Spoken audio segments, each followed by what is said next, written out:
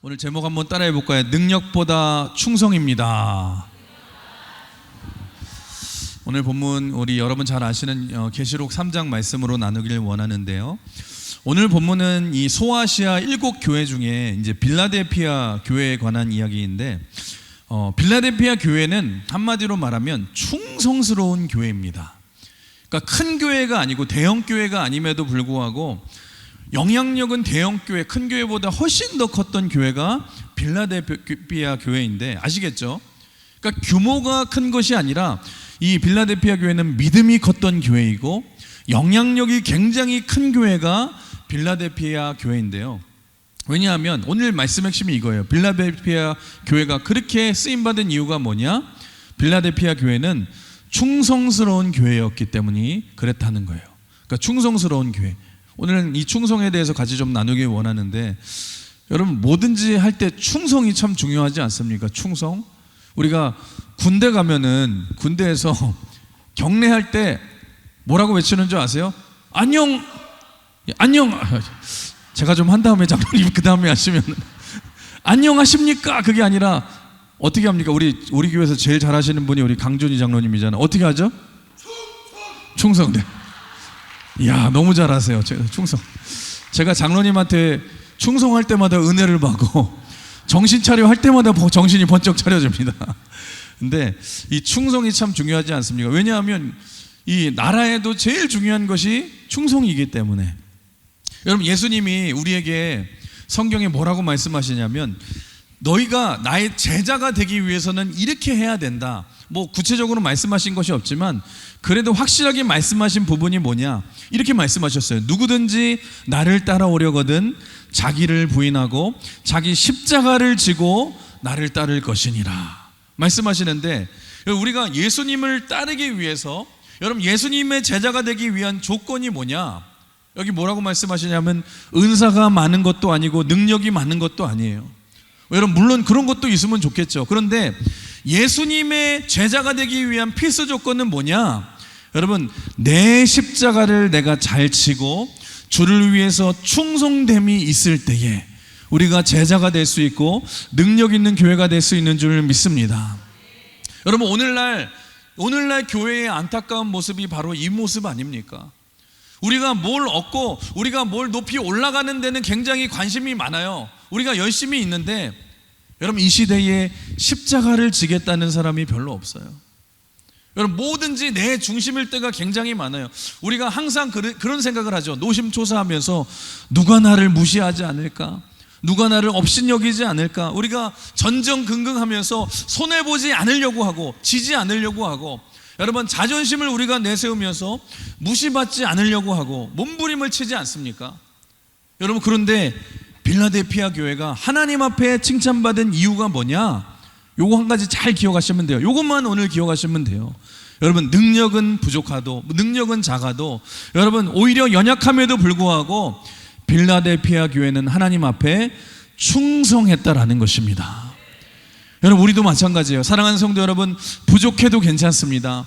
내가 주를 섬기는 데 있어서 연약해도 괜찮아요. 여러분 작아도 괜찮습니다.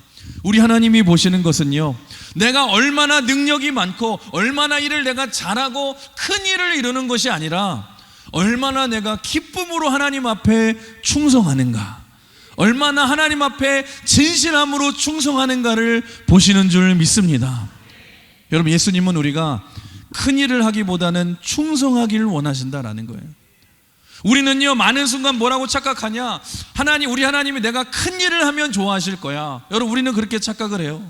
기도할 때도 그러잖아요. 저도 전도사 때 그런 기도 많이 했거든요. 주님, 제가 주님을 위해 열방을 뒤흔들겠습니다 막 그러면서, 제가 그랬어요. 제가 처음에 전도사 때 주님이 저를 어떻게 훈련시키셨냐, 한 2년 동안 설교를 안 하게 하셨거든요. 설교를 항상 찬양 인도만 했어요. 저는 제일 자신 없는 게 찬양 인도였는데 찬양 인도를 그때 시키셔서 찬양하는 연습을 시키셨던 것 같아요. 근데 제가 그랬거든요. 막 주님 막 억울해요.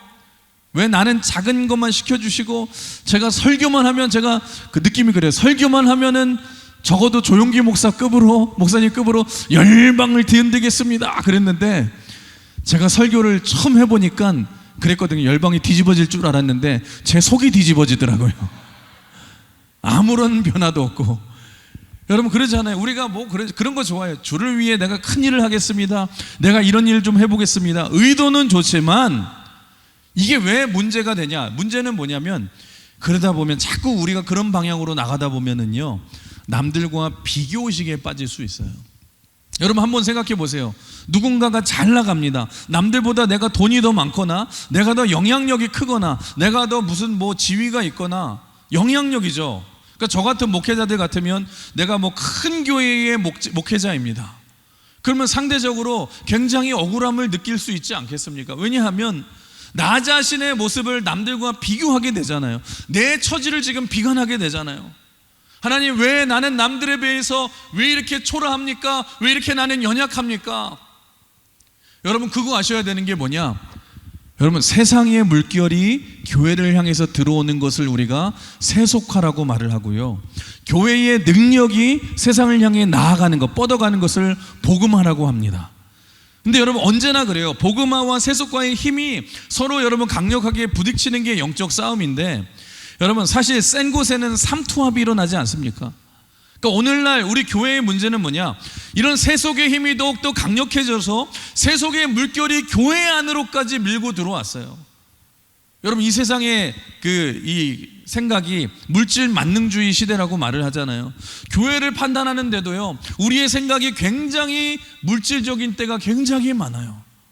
한번 생각해 보세요. 여러분 좋은 교회를 우리가 판단할 때에 여러분 뭘 봅니까? 보통 목회자들 사이에서도 막 그런 거 은근히 물어봐요. 교인이 몇 명이냐, 뭐 헌금이 얼마나 나오냐, 뭐 구제를 얼마나 뭐 많이 하느냐, 뭐 누가 다니느냐. 여러분 우리가 서로 물어볼 때도 이런 수치화가 중요해지고 계량화가 여러분 중요해지지 않았습니까? 그러다 보니까 우리 안에도 욕심이 생기는 거예요. 뭔가 더 큰 일을 하고 싶은 욕심이 생기기 시작하고. 그래서 여러분 이런 말도 있잖아요. 저 목사님은 뭐 큰 목사님이셔. 여러분 저는 큰 목사예요. 저는 큰 목사. 아시죠 여러분? 남들보다 키가 굉장히 큽니다. 저는 큰 목사는 맞습니다. 그래서 항상 뭐 큰 목사, 그래서 속으로 생각해요. 나는 큰 목사다. 남들보다 키가 크니까. 근데 한번 생각해 봅시다. 큰 목사의 기준이 뭐예요? 여러분 어떻게 보면 세상적인 기준이잖아요. 교회가 크면은 큰 목사입니까? 아니잖아요 여러분. 하나님이 각자에게 맡겨주신 은혜인 줄 믿습니다. 여러분 우리가 무슨 직분에도 뭐가 높은 게 있고 낮은 게 어디 있어요? 하나님이 맡겨주신 우리가 위치인 줄 믿습니다. 여러분 더 섬기라고 맡겨주신 거거든요. 여러분 크고 작고가 어디 있어요? 여러분 예수님 밑에서도 여러분 베드로와 요한과 여러분 안드레 어머님이 우리 아들 오른팔 왼팔 다 시켜달라고 말할 때 여러분 그게 무엇입니까? 크고 작음, 그 안에서도 서열이 있다라는 거 아니잖아요. 그러니까 여러분 이런 용어들이 생기다 보니까 문제가 뭐냐? 우리 안에 자꾸 비교의식들이 생기기 시작하고, 시기 질투가 생기기 시작하고, 여러분 우리가 부러움이 생기기 시작하고, 편을 가르게 되고, 여러분 이게 다 마귀의 장난에 속아 넘어지는 것 아닙니까? 여러분 기억하세요. 성경에는요 우리 하나님께서 한 번도 큰 목사가 되라고 말씀하시지 않으셨어요. 여러분 우리에게 한 번도 너희는 세상에서 성공하라, 높은 곳에 올라가라고 말씀하시지 않았어요. 여러분 물론 저는 그렇게 생각해요. 성공도 하나님이 사명을 위해 주시는 수단이 될 수도 있다라고 저는 생각을 합니다. 그래서 저는 그렇게 생각해요. 저는 그렇게 기도하고요. 우리 강은의 모든 성도들이 다 그래도 하나님 사명을 잘 이루기 위해서 성공하시길 주님의 이름으로 축원합니다. 부자 되시길 주님의 이름으로 축원합니다. 우리 옆 사람 한번 인사해 볼까요? 최고의 축복 받으세요. 부자 되세요. 성공하세요. 그래요. 이왕이면 잘 되는 거 좋잖아요. 이왕이면 부자 되고 이왕이면 성공하는 게 좋지 않습니까?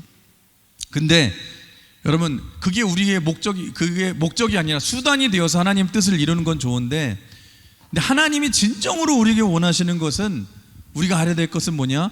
성공이 아니라 충성이라는 거예요. 여러분 충성이라는 거예요. 우리 옆 사람 한번 인사해 볼까요? 충성합시다. 한번 잘 점검해 보세요. 나는 충성하고 있는가? 나는 하나님 앞에 얼마나 충성하고 있는가? 여러분 충성이 뭐예요? 충성? 충성 그러잖아요. 충성이 뭐예요? 간단하죠. 내게 맡겨진 일을 내가 잘 감당하고 있는가? 하나님이 내게 맡겨주신 일을 감당하고 있는가? 여러분 한번 생각해 봅시다. 축구를 할 때 충성이 뭐예요? 축구할 때 내가 축구를 할 때 수비수를 하면 수비수가 해야 될 일이 뭐예요? 여러분 절대로 앞으로 뛰어나가면 안 돼요. 공이 막 공격하고 싶다고 해서 앞으로 뛰어나가면 안 돼요. 끝까지 그 욕망을 억누르면서 자기를 잘 지키며 수비하는 것이 굉장히 중요해요. 괜히 막 남들 공격수는 저 앞에 막 뛰어나가고 막 멋있게 하고 환호를 받네. 나도 그거 하고 싶어서 여러분 내가 괜히 나갔다가 뚫리면 안 되잖아요. 그러면 여러분 먹히잖아요. 그러니까 훌륭한 수비수는 무엇입니까? 충성하는 수비수는 자기 자리를 잘 지키는 것이 중요하잖아요. 골키퍼도 마찬가지예요. 골키퍼 우리나라 유명한 골키퍼 아시죠? 잘 나가는 골키퍼. 여러분 저도 그 골키퍼 대단하죠. 여러분 잘 나가서 여러분 자기가 마지막 저기서 코너킥 하는데 나가서 헤딩으로 골까지 넣은 골키퍼입니다. 근데 저도 참 좋아하는 골키퍼였는데 옛날 2002년 월드컵 때 히딩크 감독한테 찍혀가지고 괜히 나갔다가 그래가지고 그다음부터 후보가 바뀌었어요. 후보로 바뀌었는데 왜냐하면 골키퍼의 충성은 뭐예요? 자기 자리를 잘 지키는 것이다. 골문을 잘 지키는 것이다. 여러분 우리 인생도 마찬가지라는 거예요. 하나님께서 때로는 우리를 골키퍼의 역할로 맡기시고 누구에게는 수비수의 역할로 맡기셨는데 여러분 우리가 하나님 앞에 내가 골을 못 넣는다고 하나님 앞에 억울할 때가 굉장히 많다라는 것입니다. 하나님이 나에게 수비수를 시켜주셨는데 내가 공격을 못한다고 억울해할 때가 우리가 있지 않습니까? 다른 공격수하고 비교하면서 아니 그래도 내가 수비를 잘해주니까 공격수도 공격을 할 수 있는 건 아닙니까? 내 역할이 굉장히 중요하잖아요. 여러분들이 오늘 빌라델피아 교회를 통해서 한 가지 배워야 될 것이 뭐냐? 여러분 내 안에 억울한 심정을 내려놓을 수 있어야 된다는 것입니다. 그리고 하나님 앞에 충성해야 될 줄 믿습니다. 여러분 하나님이 나를 목회를 하거나 여러분 교회에서 섬기거나 여러분 사역을 하면서 이곳저곳에 나에게 사명을 맡기실 때가 있어요. 때로는 나에게 큰 사역을 맡기실 때가 있고 때로는 여러분 눈에 띄지 않고 여러분 앉는 곳에 맡기실 때가 있고 때로는 이런 데도 있어요. 여러분 조금만 섬겨도 남들에게 칭찬 많이 받는 곳에 내가 섬길 때도 있고 때로는 내가 진짜 힘들게 사역하고 무진장 하는데도 욕만 먹고 여러분 칭찬받지 못하는 사역을 할 때도 있어요. 근데 여러분 눈에 띄는 잘 띄는 일을 하면은요 그런 일들 그런 사역은요 모든 사람들이 다 하고 싶어 합니다. 왜냐하면 서로 칭찬받기 원하잖아요. 그런 사역은 여러분 별로 능력 없는 사람 시켜도 돼요. 약한 사람 시켜도 돼요. 왜냐하면 눈에 띄는 일이기 때문에 인정받으니까 좋잖아요. 누구나 하고 싶어 하잖아요. 근데 여러분 그거 아십니까? 성경에는요 늘 이렇게 말을 해요. 이런 말씀이 있어요. 뭐라고 말하냐? 이들은 이미 자기 상을 받았느니라. 이들은 이미 자기 상을 받았느니라. 그러니까 여러분 이 땅에서 우리가 남들에게 칭찬받고 남들에게 여러분 이 받는 것이 인정받는 것이 예수님께서 뭐라고 말씀하시냐? 이들은 이미 자기 상을 받는 것과 마찬가지라는 거예요. 여러분 너무 이 땅에 칭찬과 인정을 많이 받으면 천국에서의 별로 상급이 덜 있대요. 제가 전에 이런 간증을 제가 든 적이 있었는데 옥하는 목사님께서 목사님에게 시골의 한 개척교회 목사님이 찾아왔어요. 너무 목회가 힘드니까 찾아왔대요. 찾아오셔서 목회가 힘드니까 답답해서 이제 오신 거예요. 그 당시 옥하는 목사님은 우리나라에서 합동에서도 제일 큰 교회 중에 하나죠. 엄청난 교회고. 근데 자기는 이제 목회를 한 20년 했는데 20명을 못 벗어나는 거예요. 10명, 20명을 못 벗어나고 그리고 대부분도 중고등학생들, 어린 아이들, 별로 어른들은 별로 없고. 그러니까 너무너무 사역이 힘드니까 그래도 내가 그 영혼들 너무 사랑해서 버티다가 근데 너무너무 힘들어서 이제 옥하는 목사님을 찾아온 거예요. 그래서 이제 대화를 하고 싶다고 해서 이제 면담을 하고 이렇게 하는데 그런 자기 얘기를 했어요. 너무너무 힘들다. 목회하는 것이 힘들다고 이렇게 얘기하는데 그 얘기를 들으면서 옥하는 목사님이 눈물을 갑자기 막 흘리시면서 부러워하시더래요. 저는 목사님이 부러워요. 목사님이 부러워요. 목사님 부러워요. 그러니까 너무너무 깜짝 놀라잖아요. 아니 나는 이 오카는 목사님이 부러워서, 이렇게 큰 교회를 하는 게 부러워가지고 나는 안 돼가지고 이렇게 왔는데, 그래서 위로를 받으려고 했는데 오히려 오카는 목사님이 자기를 보더니 손을 잡더니 막 울면서 목사님이 너무너무 부럽다고 막 그러시는 거예요. 그래서 그러면서 오카는 목사님이 이런 말을 하시더래요. 목사님, 저는요, 제가 원하든 원하지 않든 저는 이렇게 큰 교회 될 줄 몰랐는데 이렇게 큰 교회를 하면서 제가 받을 칭찬과 존경 다 이 땅에 인정해서 받을 것들 다 받아서 저는 두려운 게 있어요. 그러니까 뭐가 두렵냐? 천국 가면은 상급이 없을 것 같아서 두려워요. 이 땅에서 이미 다 받았기 때문에. 그런데 목사님을 보니까 그 어려운 환경 속에서도 오직 그 영혼들, 이 중고등학생 아이들, 그 영혼들을 위해서 목숨 걸고 생명 걸고 그렇게 꾸준히 충성하면서 사역하는 걸 보니까 천국에서 얼마나 상급이 클지 저는 목사님이 부러워요. 저는 목사님이 부러워요. 저는 이 땅에서의 상급을 다 받았기 때문에 천국에 상급이 없을까봐 목사님이 부럽다면서 막 울면서 막 그렇게 막 부러워하셨다는 거예요. 그 얘기를 듣고서 이 목사님은 얼마나 큰 힘을 받아가지고 다시 목회를 열심히 하셨다고 하는데, 사랑하는 성도 여러분, 한번 보십시오. 진짜 믿음의 사람이 누구입니까? 여러분, 진짜 충성스러운 사람들은요, 눈에 띄지 않아도, 내가 칭찬받지 못해도, 내 삶에 어려운 일이 있어도 하나님이 나에게 작은 것만 맡겨주신다 할지라도 여러분, 예수님만 바라보며 충성스럽게 감당해야 될 줄 믿습니다. 그게 바로 오늘 본문의 필라델피아 교회의 이 모습이라는 것입니다. 여러분, 저도 보면은 그래요. 사역팀을 짤 때나 일꾼을 시킬 때 보면은요, 가장 믿음직한 사람들을 여러분 가장 어려운 곳에 보내요. 가장 힘든 곳에 보내요. 여러분, 미워서 그런 게 아니에요. 너무너무 믿기 때문에 그렇다니까요. 왜냐하면 그 사람밖에 감당을 못할 것 같으니까. 근데 여러분, 저는요, 하나님도 그러실 것 같아요. 하나님도 그런 생각을 하실 것 같아요. 왜 나를 이렇게, 주님, 이렇게 힘든 사명을 맡기셨습니까? 왜 나를 이렇게 주목받지 못한 곳에 맡기셨습니까? 여러분, 하나님이 나를 믿으셔서, 나를 사랑하셔서 보내신 줄 믿습니다. 근데 우리는 반대로 생각하잖아요. 하나님이 나를 미워하셔서 이런 힘든 상황에, 이런 어려운 상황에 보내셨나 봐. 그러면서 여러분 그냥 평탄하게 신앙생활하고 칭찬받는 사람들 부러워하거든요. 하나님이 저 사람들을 더 사랑하나 봐. 아니에요, 여러분. 여러분, 누가 가도 여러분 평탄한 곳은, 잘하는 곳, 평탄한 곳은요, 누구도 쓰임 받을 수 있지만 내가 아니면 할 수 없는 사명이 있기에 나를 보내신 줄 믿습니다. 여러분, 어떤 자리에 있으시든지 충성하시길 주님의 이름으로 축원합니다. 그래서 여러분, 하나님 앞에 가장 큰 복이 뭔 줄 아세요? 진짜 큰 복은 뭐냐? 내가 하나님 앞에 진실해지는 거예요. 내가 하나님 앞에 진실해지는 것. 제가 몇 주 전에 말씀을 나눴죠. 이 주일날 예수님이 뭐라고 말씀하십니까? 수고하고 무거운 짐진 자들아, 다 내게로 오라. 내가 너희를 쉬게 하리라. 근데 여러분, 여기서 쉰다는 것은 우리는 세상적인 개념으로 생각하잖아요. 아무것도 안 하고 그냥 놀고 먹고 편안하게 예수님이 다 알아서 해주는 것을 쉬는 것이라고 생각하는데, 그 다음에 예수님 뭐라고 말씀하세요? 이는 내 멍에는 쉽고 가벼우니 내게로 와서 배우라. 아니, 분명히 예수님이 쉬라고 하고서는 멍에를 그러면 안 지게 해주셔야 되는데, 사명 안 주시고 십자가 안 지게 해주셔야 되는데, 내 멍에는 쉬우니까 내 멍에를 매래요. 여러분, 내 십자가를 지라고 말을 해요. 여러분, 그게 어떻게 쉬운 일입니까? 근데 여러분, 예수님이 하시는 말씀이 뭔 줄 아세요? 여러분, 멍에를 지는 그 과정 속에서 예수님이 힘을 주시고 능력을 주시고 능히 감당케 하실 줄 믿습니다. 여러분, 예수님의 십자가도 한번 보세요. 예수님의 사명 십자가 가벼운 십자가가 아닙니다. 인류의 모든 죄를 지고 여러분, 내가 죽어야 되는 십자가예요.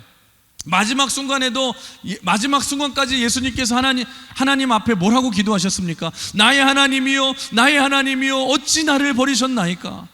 여러분, 이 메시지는요, 이 고백은요, 너무너무 힘드셔서 예수님이 막 비명까지 지르셨거든요.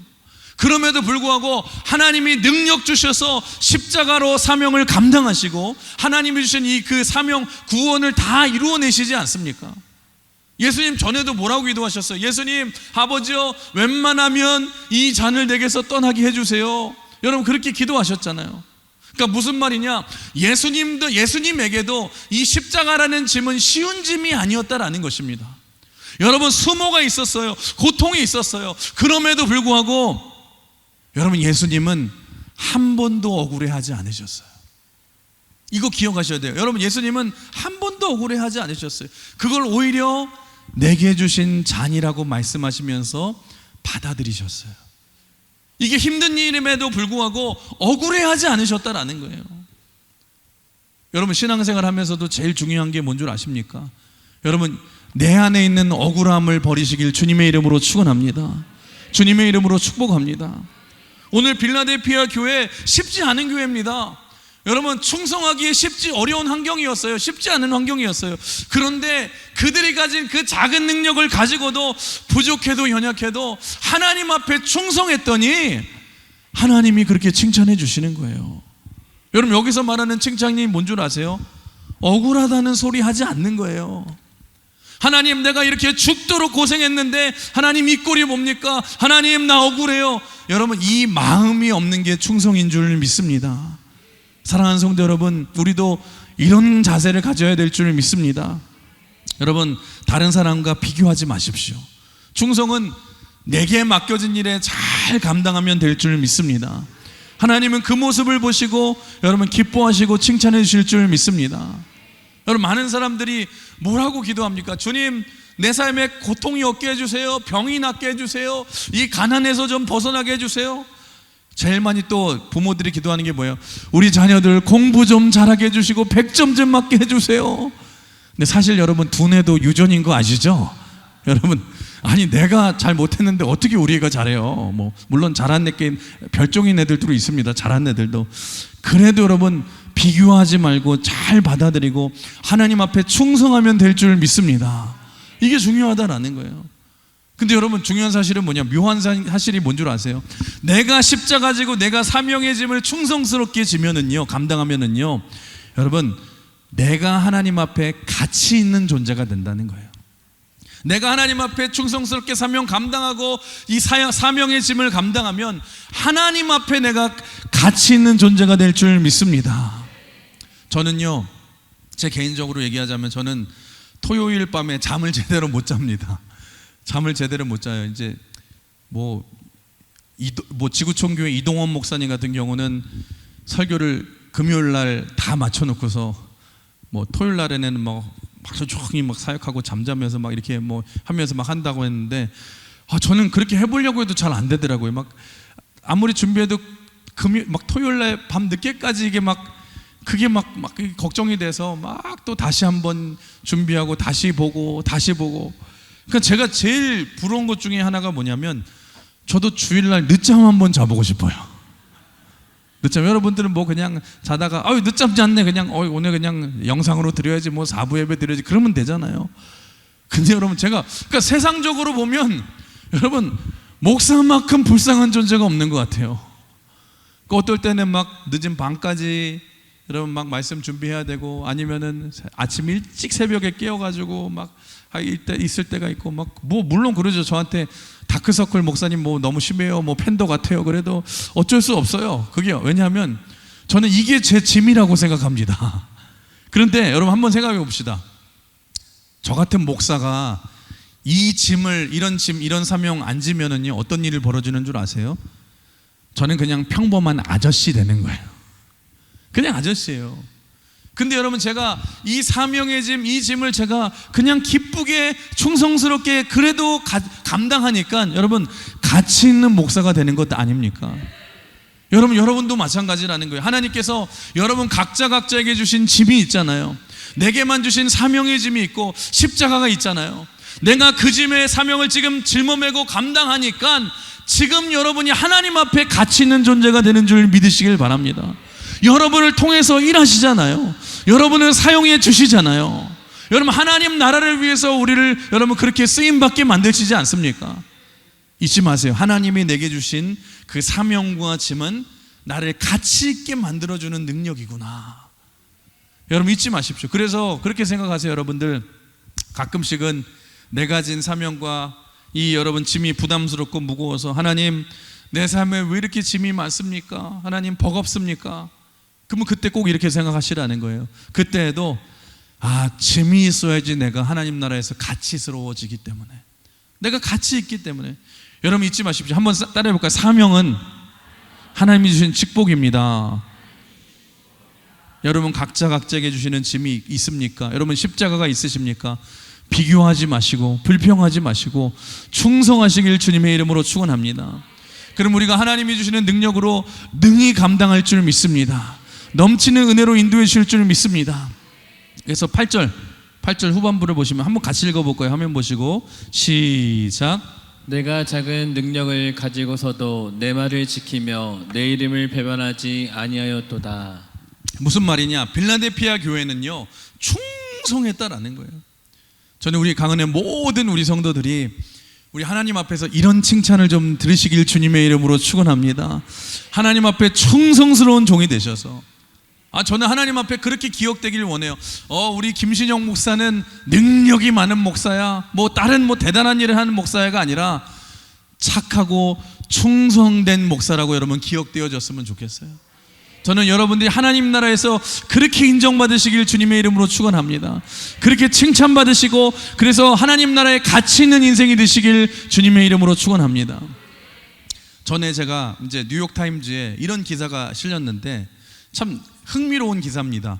역사상 제일 부자였던 사람 중에 한 사람이 누구였는 줄 아세요?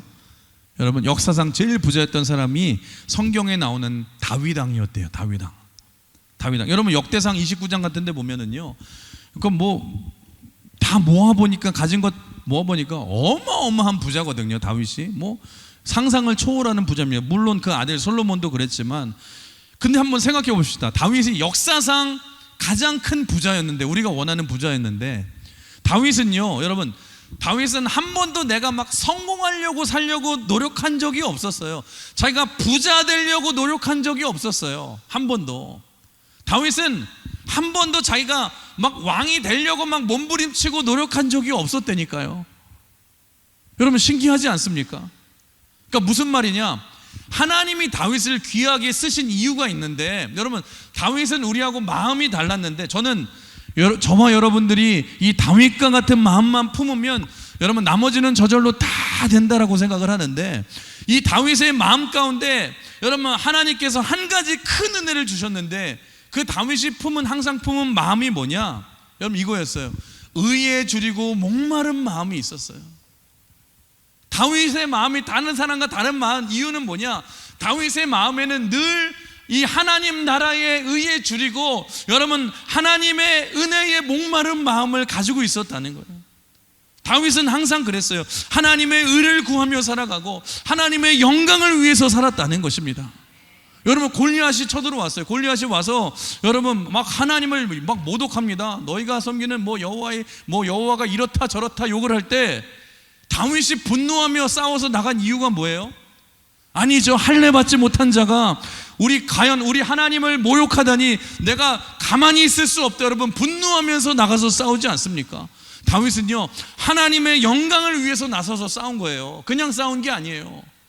여러분 다윗의 마음 가운데는 늘 의에 줄이고 목마른 마음이 있었다는 것입니다. 사랑하는 성도 여러분, 이 시대에 우리도 이 마음 하나만 있으면 될 줄 믿습니다.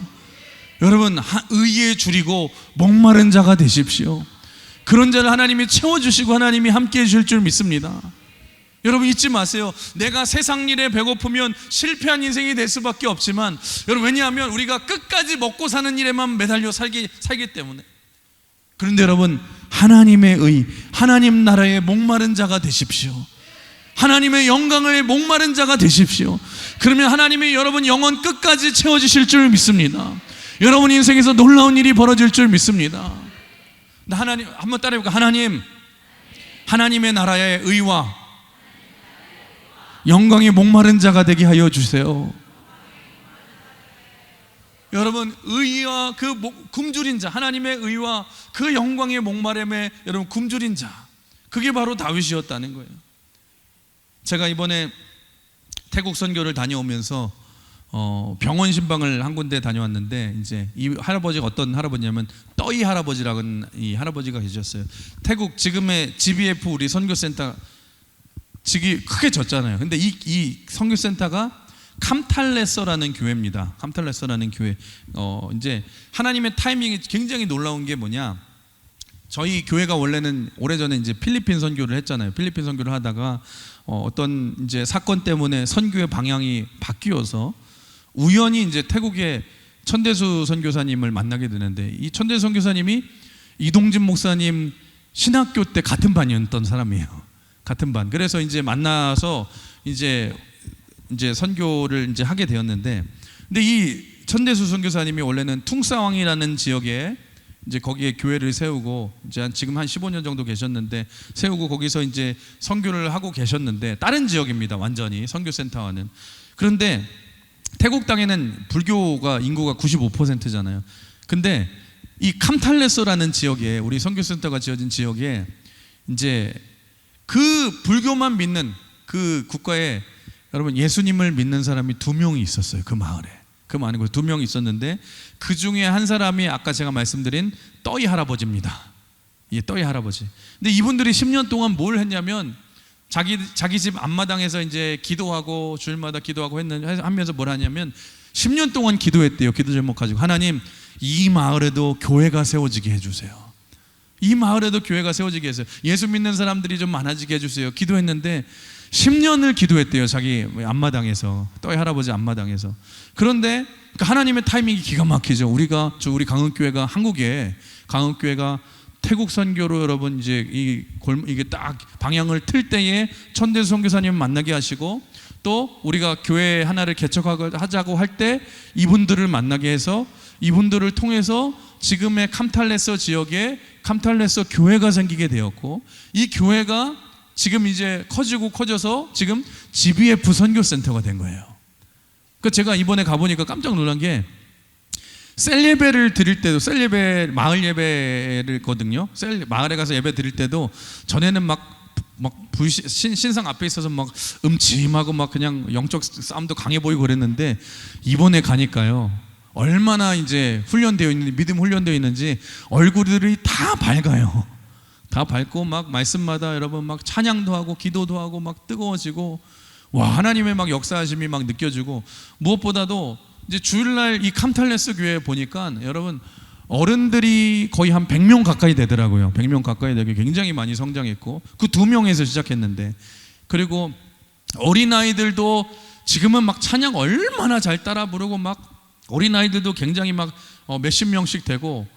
그러니까 제가 미리 가기 전에 같이 기도하면서, 저희 팀하고 기도하면서 그런 비전이 생기더라고요. 뭐냐면 이 2명의 기독교인이 하나님 나라를 구하면서, 의를 구하면서 하나님 교회를 세워달라고 10년 기도했더니 지금의 이 GBF 선교센터가 세워졌잖아요. 근데 제가 기도하면서 하나님이 그런 비전의 마음을 주시는데, 여러분 우리나라도 보시면, 우리나라도 불과 한 100년 전만 해도 교회가 있었습니까? 없었습니까? 아무것도 없었어요. 선교사가 들어왔을 때 유명한 언더우드의 기도 같은 데도 보시면 그냥 황무지였어요. 그냥 앞이 하나도 안 보이는 곳. 그런데 그 100년 전에 선교사님들이 오셔서 여러분 피를 흘리면서 복음 전하고, 그렇게 복음 전해서 복음이 증거되어서 지금 우리 대한민국이 어떤 나라였어요? 우리나라도 불교국가, 유교국가였는데 지금 한때 여러분 세계에서 미국 다음으로 선교사를 많이 파송하는 여러분 그 대한민국이 있었고, 여러분 지금은 욕하지만 여러분 사실 밤에 보면 그 십자가가 그렇게 많은 게 여러분 하나님의 은혜 아닙니까? 여러분 우리가 그런 대한민국이 되어 당연하다고 생각하는데, 그런 비전이 보이더라고요. 하나님, 이 태국 땅에 100년 후에도 하나님 그런 일이 일어날 줄 믿습니다. 근데 그런 일이 일어나는 데 있어서 지금 GBF 선교센터가, 지금 제가 들었는데 태국의 기독교 역사의 동북부 지역에 엄청난 영향력을 끼치고 있대요. 막 선교사들 모여서 거기서 집회도 하고, 미얀마들 집회도 하고, 또 선교사들 같이 모여서 그런 것도 하고, 서로 돕는 것에도 굉장히 큰 역할을 하고. 그러니까 제가 이 GBF 선교센터가 태국의 기독교 역사에 굉장히 많이 큰 역할을 하고 계시고, 하나님이 이걸 기억에 사용해 주시는 거구나, 그런 막 비전이 생기는 거예요. 그런데 이번에 갔을 때 그 떠이 할아버지가 위독하시대요. 개척 멤버가 이제 나이 드시고 병 드셔가지고 이제 위독하셨다고 그래서 이제 병원에 제가 신방을 갔거든요. 근데 제가 참 감동을 받고 은혜를 받은 게 뭐냐면, 환자들이 되게 많았는데 그 가운데서 혼자 끝까지 이제 십자가 목걸이 메고 십자가를 잡고 여러분 이렇게 기도하고 계시고 늘 찬송하고 계시는데 제가 깜짝 놀란 게 뭐냐, 병원 신방을 제가 한국에서도 많이 가봤거든요. 환자 중에 그렇게 표정이 밝은 사람을 본 적이 없어요. 저를 보는데 얼마나, 제가 나중에 그래 나오면서 천사와 같다고 제가 사진 찍어 온 게 있는데 한번 띄워주시겠어요? 네, 또이 할아버지신데, 네, 저 십자가 보이시죠? 여기 십자가, 저 십자가 붙들고 있고, 그리고 이제 얼굴에 벌써 웃음기가 있죠. 사진 찍는다고 하니까 오히려 안 웃은 거예요. 막 웃다가. 근데 제가 저 모습을 보면서 정말 천사와 같구나. 얼마나 환하게 웃으시는지. 환자가 이렇게 환하게 웃는 걸 본 적이 없는데, 제가 그런 기도 제목이 나오더라고요. 하나님, 그 평생도록 사명의 짐을 지고 난 후에 하나님 주시는 평안과 기쁨이 이런 거군요. 하나님, 여러분 참 그게 은혜가 되더라고요.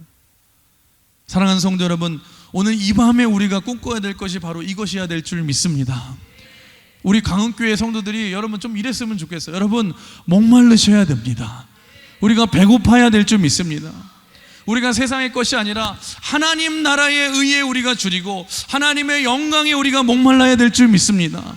우리가 이것에 여러분 붙들려 있으면은요, 우리의 인생이 변화되는 거예요. 여러분, 그러면 내 힘이 아니라 하나님께서 우리의 인생을 채워주시고 인도해 주실 줄 믿습니다. 이 체험을 받는 순간에 모든 것들이 다 저절로 이루어질 줄 믿습니다. 이게 성경에서 말하는 충성의 능력이라는 거예요. 오늘 본문의 빌라델피아 교회도 한번 보세요. 세상적으로는 보잘것이 없지만 하나님 앞에 충성했더니 역사상 이렇게 칭찬받고 쓰임받는 교회가 없잖아요. 사랑하는 성도 여러분, 오늘 이 밤에 내게 주어진 어떤 십자가가 있다 할지라도 충성스럽게 감당하시고 내게 맡겨진 사명에, 맡겨진 영혼에 충성하시길 주님의 이름으로 축원합니다. 여러분, 하나님 나라의 의와 영광에 대한 목마름을 가지고 충성하십시오. 그럴 때 하나님께서 은혜로 채워주실 줄 믿습니다. 하나님이 인도하시는 인생이 될 줄 믿습니다. 그러면 마지막으로 이런 목마름을 가지고 충성할 때 하나님 주시는 복이 오늘 두 가지 나오는데요, 간단하게 빨리 살피자면, 첫 번째로 충성하면 우리의 인생의 문이 열릴 줄 믿습니다. 오늘 7, 8절 한번 같이 읽어볼까요? 7, 8절 시작. 빌라델비아 교회 사자에게 편지하라. 거룩하고 진실하사 다윗의 열쇠를 가지시니 곧 열면 닫을 사람이 없고 닫으면 열 사람이 없는 그가 이르시되, 볼지어다 내가 네 앞에 열린 문을 두었으되 능히 닫을 사람이 없으리라. 능히 닫을 사람이 없으리라. 여러분, 계속해서 충성하면 어떤 일이 벌어지냐, 하나님께서 우리 인생의 문을 활짝활짝 열어주실 줄 믿습니다. 계속해서 문을 열어주실 줄 믿습니다. 내게 맡겨진 일에 여러분 지극히 작은 일이 할지라도 여러분 비교하지 마시고 원망하지 마시고 하나님 앞에 내가 의에 줄이고 목마른 마음을 가지고 충성하시면 여러분의 인생이 여러분 내가 개척하는 것이 아니라 하나님의 미리 앞서가셔서 인도하실 줄 믿습니다. 문을 열어주실 줄 믿습니다. 여러분, 인생의 문이 닫힌 분이 계십니까? 충성하면 문이 열릴 줄 믿습니다. 옆 사람 한번 인사해 볼까요? 충성하면 문이 열립니다. 어떤 문도 열릴 줄 믿습니다. 여러분, 경제의 문도 열릴 줄 믿습니다. 사역의 문도 열릴 줄 믿습니다. 있는 자리에서 충성하면 열린 문으로 인도해 주신다는 거예요. 제가 여러분 목회하면서 늘 느끼는 게 그거거든요. 조금만 욕심을 내면 하나님이 문을 닫으세요. 정신 차려 막 그러면서 문을 닫으시고, 그건 내려놓고 여러분 충성하면은요 늘 문을 열어주세요. 여러분, 오픈 도어, 오늘 열린 문으로 인도해 주시잖아요. 저는 우리 강한의 모든 성도들이 하나님 나라에 충성하셔서 여러분의 인생에 하나님이 열린 문으로 인도하시길 주님의 이름으로 축원합니다. 두 번째 한번 따라해 볼까요? 충성하면 하나님 나라 기둥으로 세워주십니다. 우리 12절 같이 읽어볼까요? 12절 화면 보시고 시작. 이기는 자는 내 하나님의 성전의 기둥이 되게 하리니 그가 결코 다시 나가지 아니하리라. 내가 하나님의 이름과 하나님의 성 곧 하늘에서 내 하나님께로부터 내려오는 새 예루살렘의 이름과 나의 새 이름을 그의 위에 기록하리라. 여러분 기둥 여기도 기둥이 몇 개 있는데 기둥의 특징이 뭐예요?